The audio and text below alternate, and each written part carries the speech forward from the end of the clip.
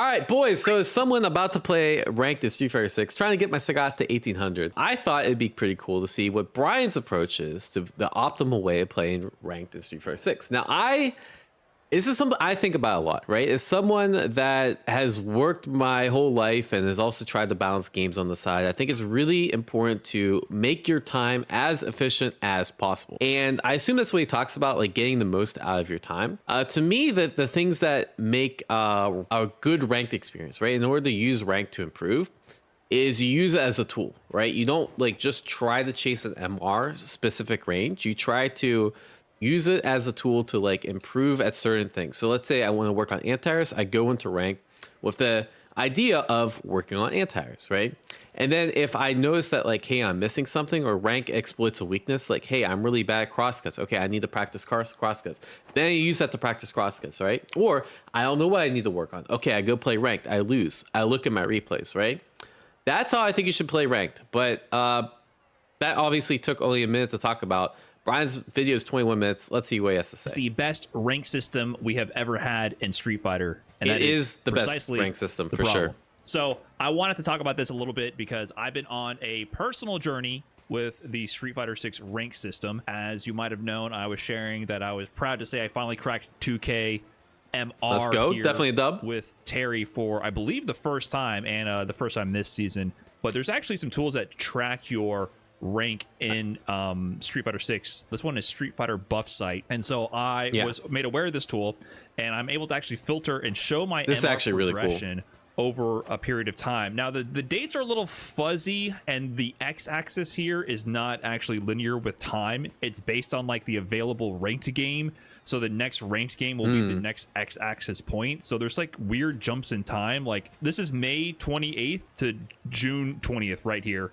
And there's right, because if you don't play rank for like a month, then that's gonna happen. And also I assume that there's like the MR resets and that sort of thing, and then therefore you're gonna see like a drastic shift. But this looks like it's just one season, so it's kind of cool to track throughout the season. I think I wish other fighting games had this, because it's like a very physical way to like track your progress, which is really cool. So I was logging a lot of games at this time off stream to try to grind up and be I know ready the feeling. to play. And notably, this whole period here is during the Slam training. And you can see I was playing a ton of games with my MR tanking at certain points and then climbing to like 1962. And then absolute crash out on the 27th of June. Yeah, what happened there? 27th of June, I'm at 1811 MR. This is the second round robin phase of Sage Jam Slam. I'm like, that's the worst time to be low. Like crazy. I think I even dropped below this. I'm not sure the sample rate of this data, but on the same day, I go from 1811 to like 1900 on the same day. Like some days you just like hit one day. Yeah. This one only has the last 100 games, so this is a very short sample period. This is like literally the same. All right, so there's another other stuff. Okay. So the ranked. So a very interesting point. Yes, people have ebb and flows in their rank system. The one thing that chart's kind of misleading is because there's MR inflation, right? And so I would really love to see like a graph corresponding with the MR inflation. Like so for example, if I have 100 grand, just like regular inflation, right? If I have 100 grand back in 1990 compared to today, that 100 grand is worth a lot more. It's a lot more impressive than having 100 grand in 2025, right? It's the same thing as MR, right? If I'm at 2000 MR right now at this phase is super impressive compared to 2000 like right before the last phase ended. So it's like, it's weird because yes, this trend is going up, but like it's expected to go up because there's inflation. So how much is this due to inflation? How much is this due to, ranked improvements in like philosophy and stuff? I'm not sure, right?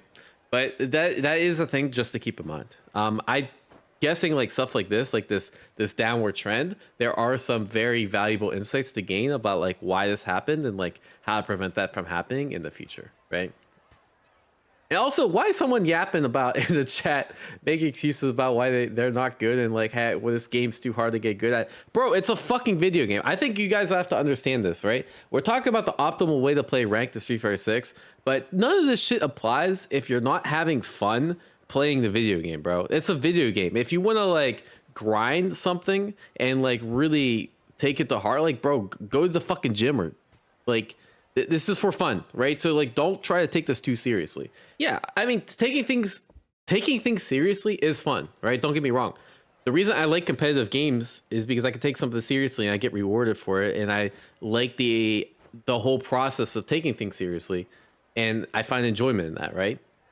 But if you don't find enjoyment in it, don't do it. Depending on what you have going on in your life, depending on what you're going on with your personal life, your work life, your physical energy, I was often forcing myself to play when I'm literally like about to fall asleep and then trying to wake myself up. I've done that. I've done this before too. This is actually like a big issue with the 9 to 5 grind, where like you go 9 to 5. Like for me, I had an hour commute there. I work 8 hours, work 9 hours, hour commute back, and then I try playing ranked. I'm like absolutely tilted. I'm absolutely tired of shit, right? And there's ways to compensate for that, right? Some days, like, you have more energy than others because maybe it wasn't that hard of a work day, and you can play a bit more. The other days is like there's things you can do to still put in time and still improve while maybe not having the mental energy, right? You can do stuff like build muscle memory. You could do drills, things that aren't going to tank your MR and make you all salty. I'm sure that's what he's going to talk about. So if you're not in the proper mental or physical space, you have to do something else, right?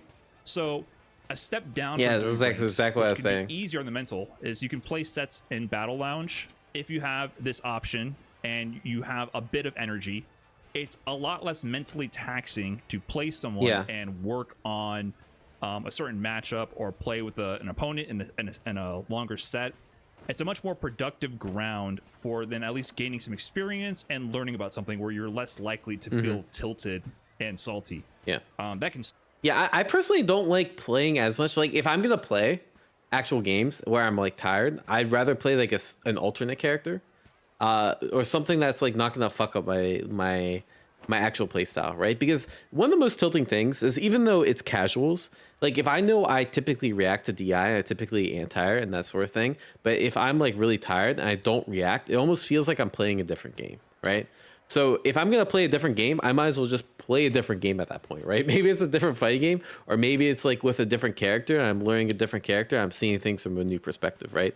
Because if I can't play my main game, like if I'm trying to like grind out Kim, but I can't do all the Kim things, like my execution's off and my timings are off and everything is off, then like to me, I don't think you're actively getting better at the game. And I think you could potentially, I sometimes think that playing when you're at really, really low energy levels actually makes you worse, right? And so like I'm actually a little scared to go even to something like Battle Lounge because I don't think it's going to help me. But if you're going to do that, I'd recommend like playing a second character or something like that. Or which you should do often is be bored in training mode. Yes. And what I mean by this 100%. is like, go into training mode. You should have drills that you've already been working on. You should be thinking about matchups that you're working on, and you can just exist in training mode. And when I say be bored, I've been doing a lot of research into boredom recently, and obviously filling up my boredom by watching content about boredom. And I do believe that boredom is something we're missing in our life that helps us inspire creativity and growth mentally. I actually totally agree. This is so funny that like it's something I've thought about a lot because I just recently quit my job, right? And so I think a lot about like, hey, if I don't have a job, I'm gonna be bored less because sometimes my job gets boring. And so like, how do I compensate for that, right? And I think is exactly what Brian's talking about, is like you actually need boredom even in other parts of your life, so you have the freedom to like think about stuff, freedom to grow, that sort of thing. So the way I do that now is like I go for hikes and like I won't say I sleep in, that's not really the same thing, but like I spend a lot of time like walking and I spend a lot of time thinking and that sort of thing, where I'm not like doing things like just scrolling my smartphone endlessly, because I think that's a trap that I saw myself catching like the first week of full-time grind, is like, hey, I'm on Twitter more now. This isn't a good look. Twitter's now uninstalled on the phone. But anyways, like a little off track from this, but I think being bored is important for growth. Same reason why like you see like on the Reddit, you see like the subreddit like shower thoughts, is because people have like really intelligent thoughts in the shower, like really creative ideas in the shower, and they're able to like express that through their life or express that through a Reddit post, right? it's kind of the same way. Some of my best thoughts about the game, or some of my best improvements about the game, come through like my hour commute to and from work, and like when I'm in the shower, just like thinking about shit, right? If you go to training mode, and you might not know what to do at first, you might be a little bit bored, you might not have anything to specifically practice, but that is when you might inspire yourself to be a lot more creative, right? You might inspire yourself to find new strategies.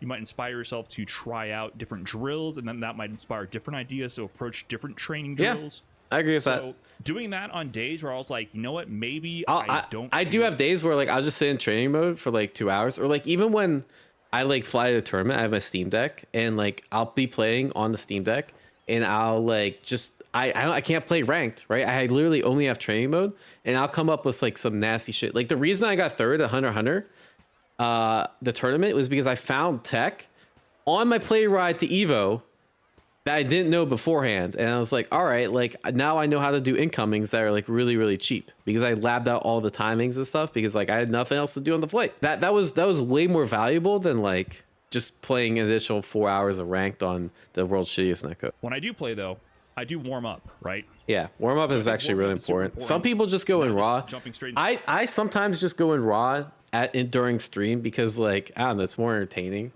to just go in raw. But when I play off stream, like I'm always warming up in some type of way. All right. A lot of this would often stem from not respecting my opponents, right? If I'm on the MR grind, this is interesting, because if I agree with the first 2 points, the first 2 bullets, which are making sure you are in the right mindset and then warming up, playing with patience, it's a very interesting one.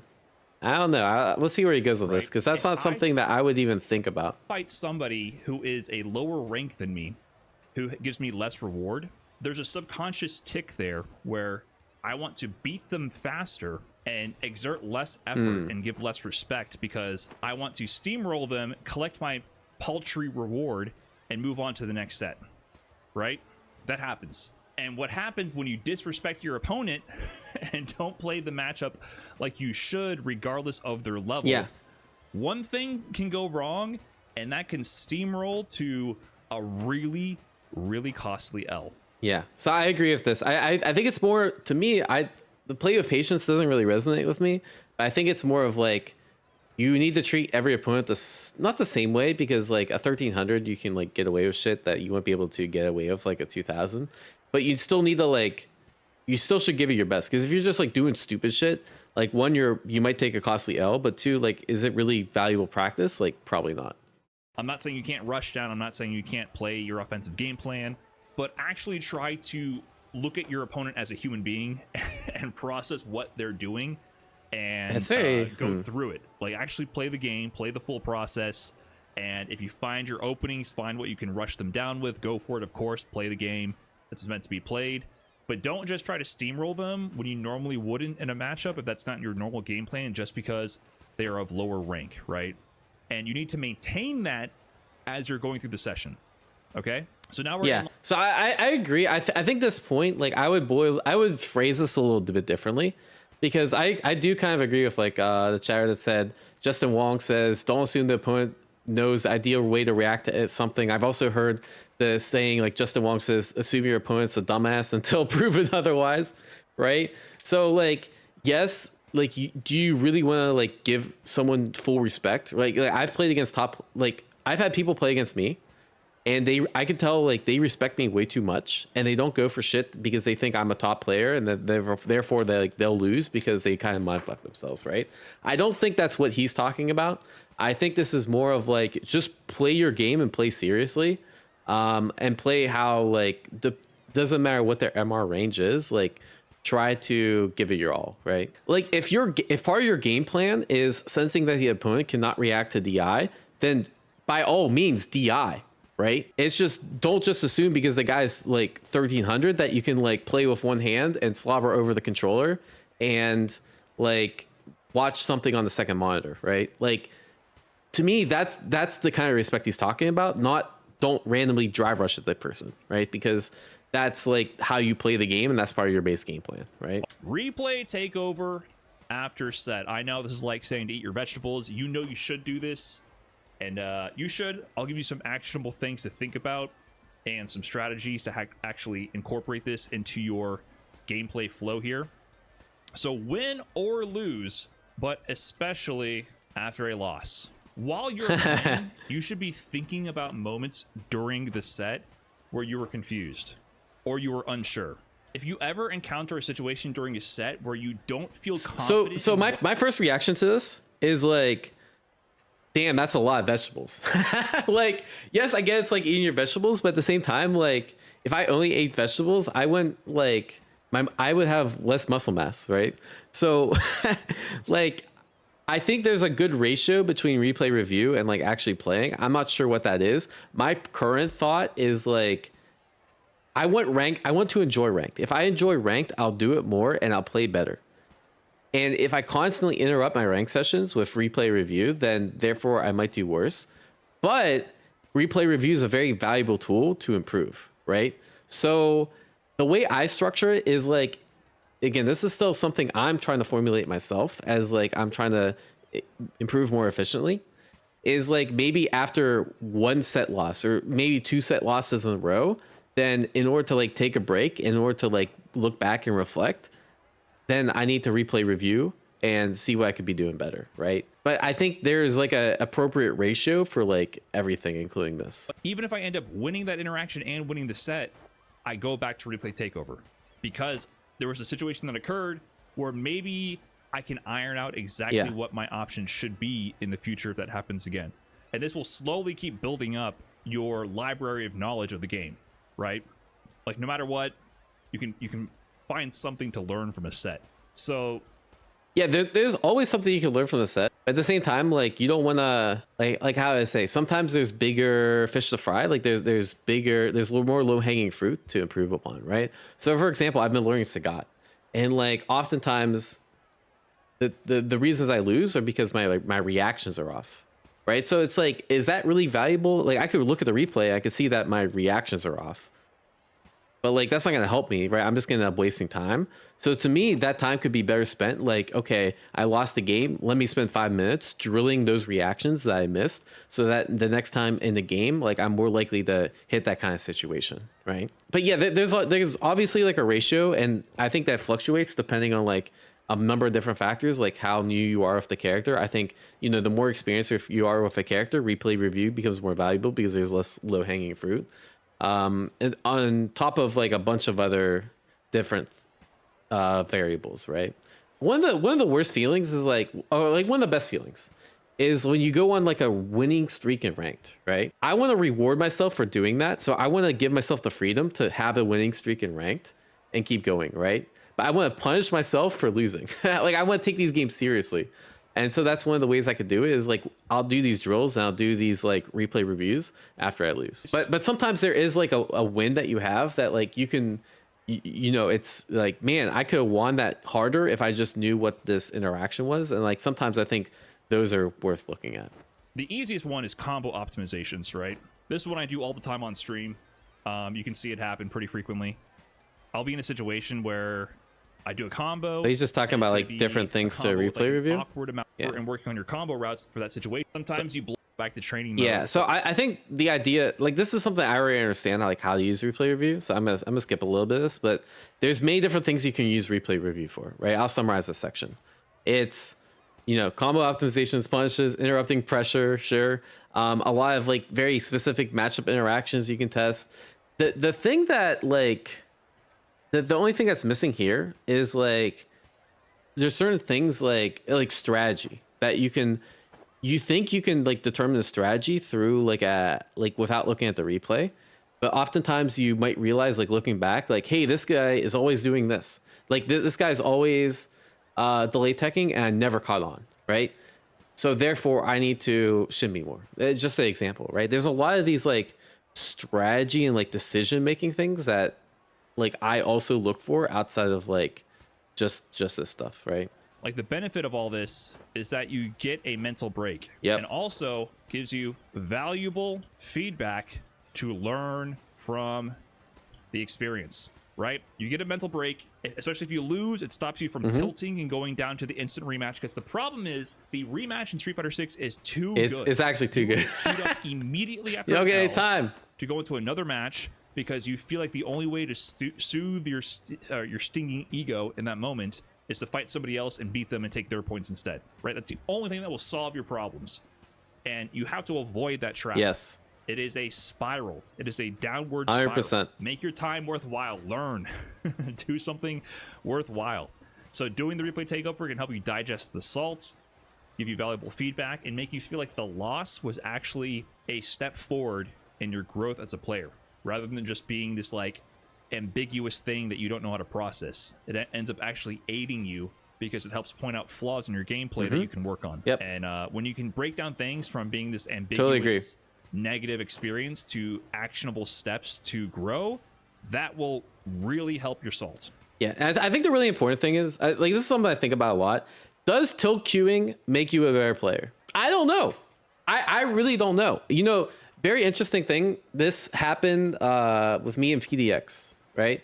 So I coached PDX in the first Street Fighter 6 Slam, and PDX is a tilt queuer. He would play someone for like 30 games, and like it would be 0-30, and he'd keep wanting to queue up against them, right? And I literally DM'd like Fee. I'm like, bro, you gotta stop tilt queuing. And Fee's response was something like, this is what I'm supposed to do. I need to get the reps in, right?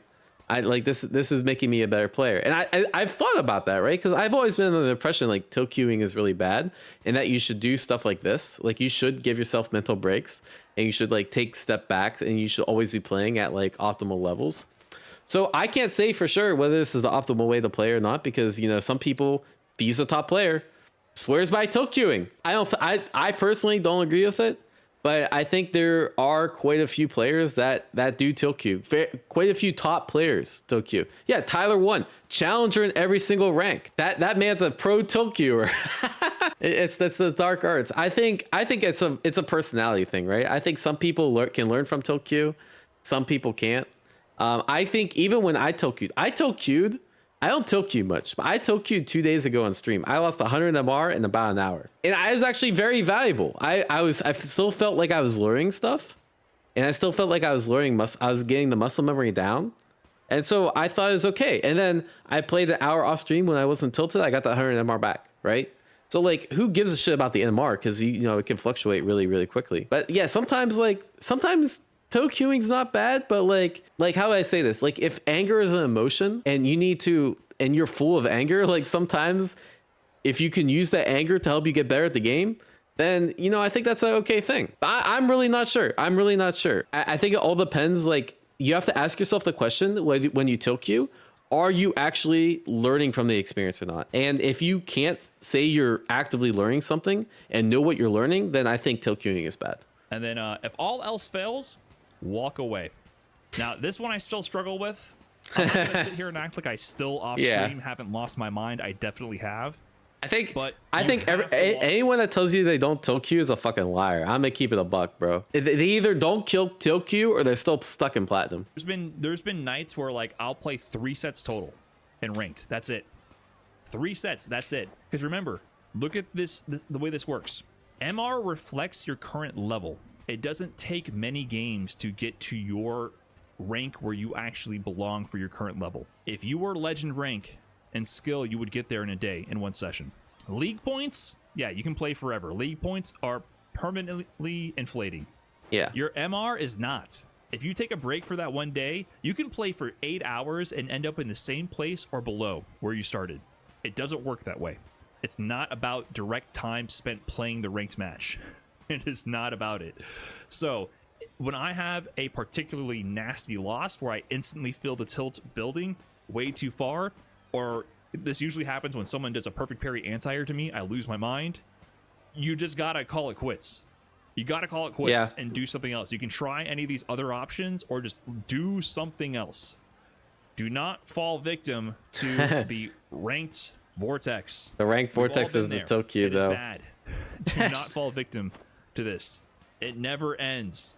You got to find a way to pull yourself out of it. I mean, technically it ends, right? Like the session to help. No one's been playing rank since launch, right? You have to get sleep, right? It ends eventually. Once you get into it, if your tilt meter passes a certain threshold, you have to quit.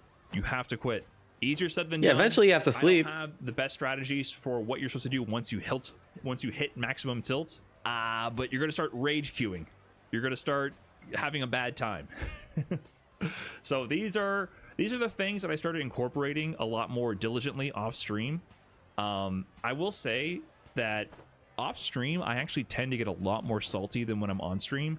I think there's a little element of like socialization that can. I don't know if that's true for me. I think I get more on tilt. I don't know. I think it's about the same. I have to think about that more. I think I get tilted for different reasons. Like if I'm off stream, I get tilted because like I don't feel like I'm locked in. And then if I'm on stream, I feel like I get tilted because like I'm just trying to spam rank games to like be entertaining. I'm not like actually focused on the match, right? But like I don't know. I feel like the reason I get tilt is because I feel like I'm losing when I should be losing and I'm playing bad, and that can happen off stream or on stream. Help as well, even though it's weird to say that streaming is social, but like just talking with the chat and like getting that out can help a little bit. It does help the salts. So you can also try like socializing, being around other people. You have to get yourself away from this solo black hole of the ranked vortex, because it will be all consuming and you won't have a good time. So that's it. This is 2K MR. So I think if you ask Brian, if I asked Brian and the question was, should you tilt queue? I think Brian would unequivocally say no. I'm thinking about this, right? Because like I'm also the philosophy that you shouldn't tilt queue because I think it's actually suboptimal. But at the same time, like I know some very good players that still tilt queue, and so now I'm like rethinking it because of this video. Is it actually worth it to tilt queue, right? And I think the way I'm gonna phrase it is like, am I still learning things? And am I I don't want to say like finding enjoyment, but like so I've noticed myself like now that I'm reflecting, I've actually done the same thing Brian does, where like I've sat down to play ranked. I've played one ranked game. I've done this in the last month in City of the Wolves. I played one ranked game and I'm like, this isn't it. I'm not feeling it. Like I don't feel like sweating. I just want to vibe in training mode. I'm emotionally exhausted, and therefore I'm just gonna sit in training mode. And I think that was the right call. And then there's some times where like I also feel like I'm not playing well, but I feel like I need to get the reps in. And I think that those reps are helpful. I think the one takeaway for me from this video is if I am tilt queuing, that I need to take more breaks during tilt queue. And like if I really have that anger and like that passion inside of me, that because like, let's be real, tilt queuing is because you really want to do well and you know you're not seeing the results you want, and like that gets frustrating, and you're not emotionally exhausted, you're actually full of emotion and you're full of energy, but you're tilting because of it. Like you're tilting in spite of it, right? So it's like that needs to be channeled elsewhere. And I think my takeaway from this video is, if you find yourself tilting, like try to take more breaks, right? Because sometimes you're just in your zen. And like sometimes you're like, oh yeah, let me replay review after every match. Like sometimes I get like that, right? Sometimes I'm really like mentally focused and I have like enough willpower to do that. But sometimes you just want to like fuck people up after work and you're not like getting the results you want, right? And I think in those kind of situations, I think the next time I see myself in a tilt queuing spiral where like I feel like I want to do well, I'm just gonna do more replay review, or I'm gonna like take a break and then come back at it, right? But like, yeah, I don't know. Chat, what do you guys think? If your goal is just to climb ranked optimally, I agree not to tilt you. So my goal is not to climb optimally. It's to improve optimally, right? You don't get $1 million from being number one in the CFED leaderboards, right? You get it from doing well at tournaments. But I do really think that like improving is the goal, right? And so like if I let's say I'd rather not hit, let's say 2K MR is the goal here, right? Like I'd rather not hit 2K MR and do really well in a tournament versus hitting 2K MR with like the optimal way to boost my MR and not do well in tournament, right? But like I don't know what those actual differences would be. That would make the difference, right? Yeah. And I've heard this too. Actually, Gonzo, this is a really good point. So, you know, at when you work out, they say the best workouts, the most important workouts you have is to work out when you're feeling like shit. It's not the days when you hit your PRs.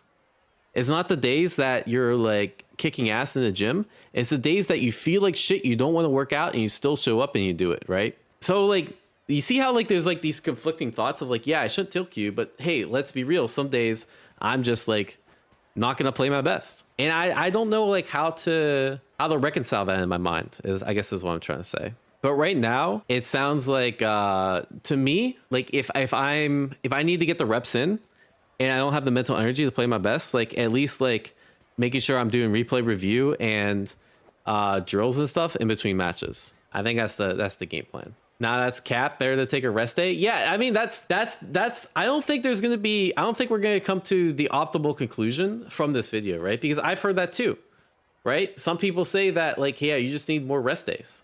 I don't know. Even like when I go to the gym and stuff, I like that's.